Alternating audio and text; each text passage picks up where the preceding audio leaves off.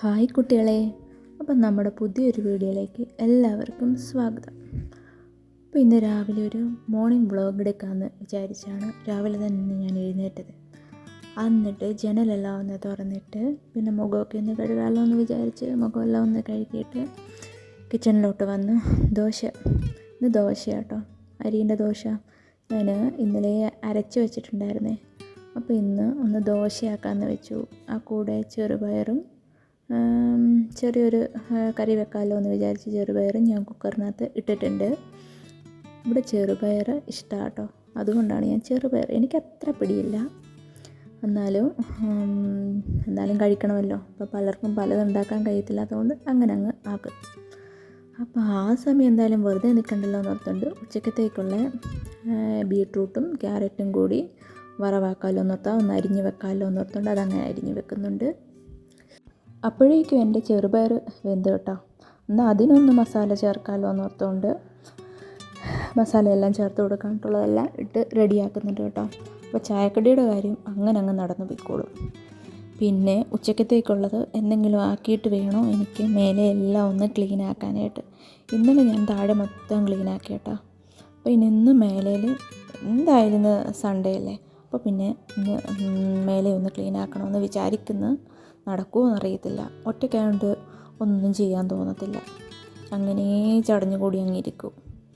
ചെയ്യാൻ തുടങ്ങിക്കഴിഞ്ഞാലോ കഴിപ്പുമില്ല കുടിപ്പുമില്ല, അങ്ങനെ ചെയ്തങ്ങിരിക്കും. അപ്പോൾ നമ്മുടെ ചെറുപയറൊക്കെ അങ്ങനെ റെഡിയായി വരുന്നുണ്ട്. പിന്നെ കഴിക്കാനൊക്കെ കൊടുത്തതിന് ശേഷം വേണം എനിക്ക് കഴിക്കാനായിട്ട്. ഞാനാണ് കേട്ടോ ലാസ്റ്റ്, സമയവും കാലവും ഒന്നുമില്ല, അങ്ങനെ അങ്ങ് നടക്കും. വിശപ്പുമില്ല ദാഹമില്ല, പക്ഷെ എല്ലാം ഉണ്ടാക്കും, അങ്ങനെ വിശപ്പൊന്നും കാണത്തില്ല. എന്നാലും 2 ദോശ കഴിക്കണമല്ലോ എന്നോർത്തുകൊണ്ട് ഞാൻ 2 ദോശ കഴിക്കുന്നുണ്ട് കേട്ടോ. ഞാൻ ഒറ്റയ്ക്കേ ഉള്ളൂ, എന്നും ഒറ്റയ്ക്കിരുന്നുള്ള കഴിപ്പും കാര്യങ്ങളും ഒക്കെയാണ്. ചെറുപയർ ഇഷ്ടമല്ല, അതുകൊണ്ട് എന്നാലും പേരിന് കുറച്ചെടുത്ത് ഇരുന്ന് കഴിക്കുന്നുണ്ട് കേട്ടോ.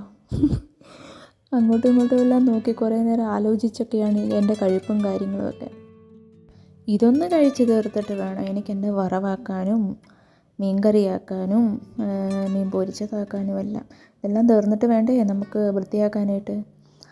അപ്പോൾ പിന്നെ ഞാൻ നേരത്തെ അരിഞ്ഞ് വെച്ച് ബീട്രൂട്ടും ക്യാരറ്റും ഒരുമിച്ച് ഒരു വറവാക്കാമല്ലോ എന്ന് വെച്ച് അത് വറവാക്കുന്നുണ്ട്. ഞങ്ങൾ 2 പേര് മാത്രമേ ഉള്ളൂ, എന്നാലും ഇതുപോലുള്ള തിരക്കായിരിക്കും ഓരോ ദിവസവും. എന്നും ഇങ്ങനെ തന്നെയാണെന്ന് വേണേൽ പറയാം. സൺഡേ വരുമ്പോൾ എല്ലാം ഞാൻ ഇങ്ങനെ ചിന്തിക്കാറുണ്ട്, ഇതെന്താ സൺഡേ മാത്രം ഇങ്ങനെ ഒരു തിരക്ക് പിടിച്ച പോലെ നമുക്ക് ഫീലാകുന്നതെന്ന്. എന്താണെന്നറിയില്ല, പണി തീരുമോ അതുമില്ല, എന്തിനൊക്കെയോ വേണ്ടി ഞാൻ കിടന്നങ്ങ് പണിയുന്നു. വല്ലാണ്ട് തിരക്ക് പിടിച്ചൊരു ദിവസമാട്ടോ എനിക്ക് സൺഡേ ആയിട്ട് തോന്നുന്നത്. നിങ്ങൾക്ക് എങ്ങനെയാണെന്ന് പറയണേ. അപ്പം ഞാൻ വറവെല്ലാം ഒന്ന് റെഡിയാക്കിക്കൊണ്ടിരുന്നപ്പോഴത്തേക്കാണ് ഇതാ പറയുന്നു ചായ തരാനായിട്ട്. അപ്പോൾ പിന്നെ ഞാൻ ചായ വെക്കാമല്ലോ എന്ന് ഓർത്തുകൊണ്ട് പാലെടുത്ത് വെക്കുന്നുണ്ട് കേട്ടോ. ഞാൻ പെട്ടെന്നൊരു ചായ ആക്കി കൊടുത്തു കഴിഞ്ഞാൽ ബാക്കി പണിയെടുക്കാമല്ലോ. പിന്നെ ചായക്കടി എൻ്റെ റെഡിയായി, അതുകൊണ്ട് പിന്നെ കുഴപ്പമില്ല. ഇനിയിപ്പോൾ പതുക്കെ അങ്ങ് പോയാൽ മതി പണിയെടുത്ത്. അപ്പോൾ എൻ്റെ വറവ് റെഡിയായി കേട്ടോ.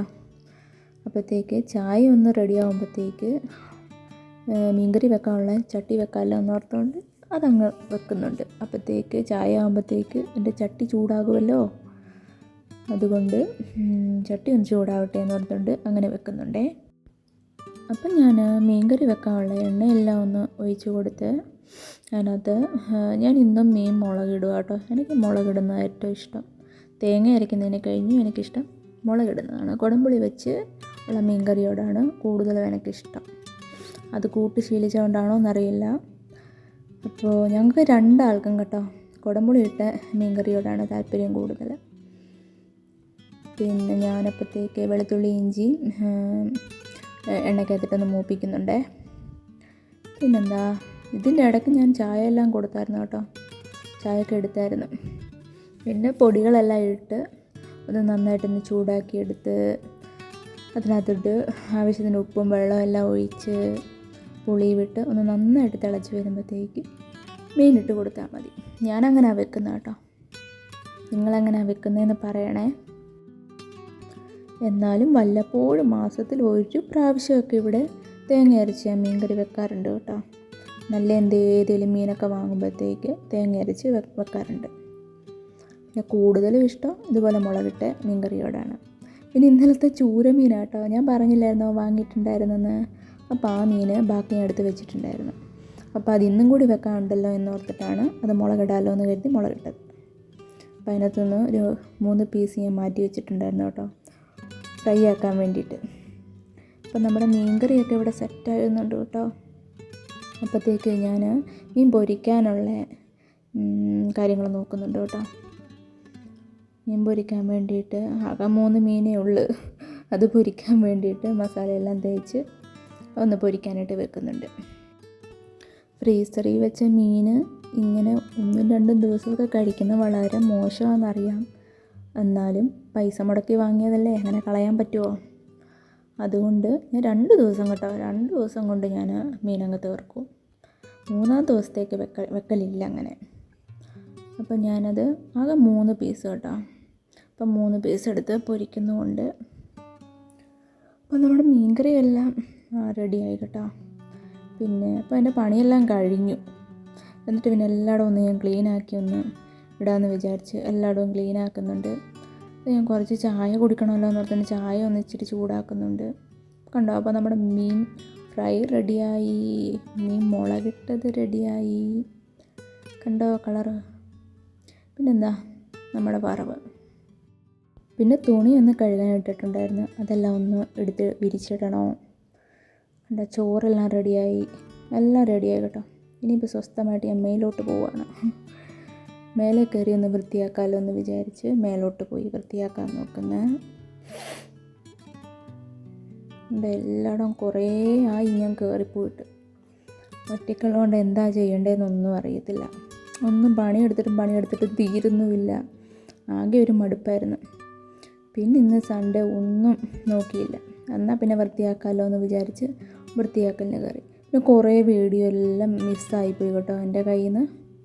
അതെന്താണെന്ന് വെച്ച് കഴിഞ്ഞാൽ ഞാൻ പണിയെടുത്ത് നിന്നപ്പോഴത്തേക്ക് വീഡിയോ ഓണാക്കുന്ന കാര്യം അങ്ങ് മറന്നുപോയി.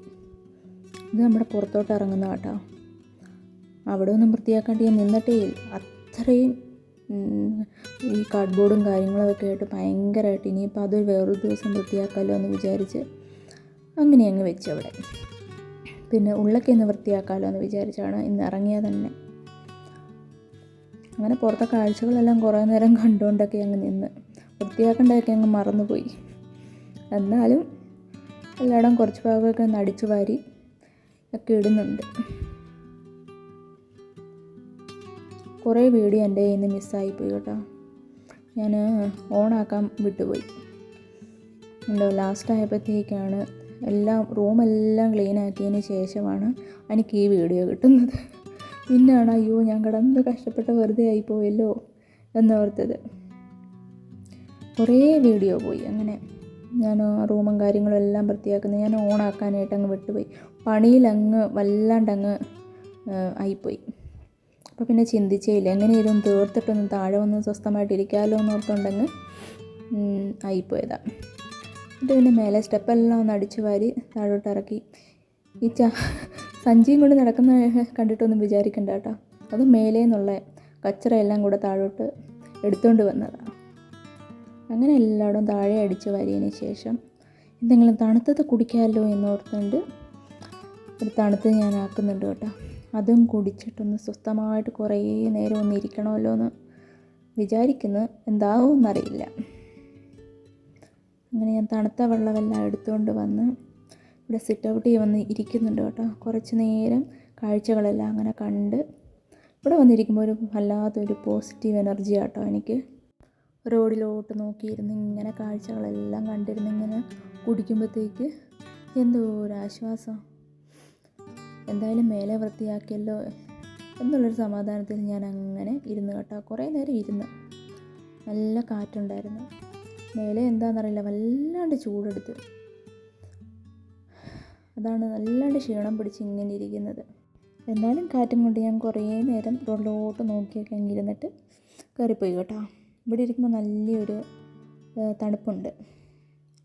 അപ്പം നമ്മുടെ ഇന്നത്തെ വീഡിയോ ഇത്രയേ ഉള്ളൂ. അപ്പോൾ എല്ലാവർക്കും ഇഷ്ടപ്പെട്ടെങ്കിൽ ലൈക്ക് ചെയ്യാൻ മറക്കല്ലേ. ബായ്.